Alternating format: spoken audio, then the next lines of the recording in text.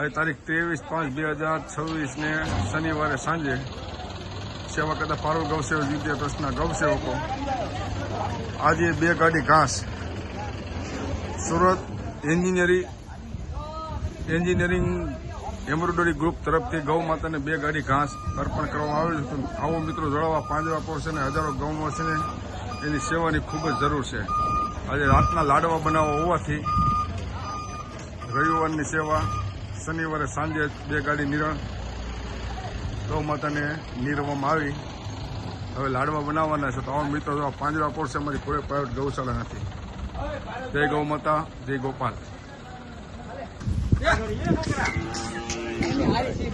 આમ દો 2 ગાડી નિરણ નિરાઈ ગઈ। હવે લાડવાની તૈયારી ચાલુ છે। આજે લાડવા બનાવવાના છે ગૌ માતા માટે। તો આવો મિત્રો।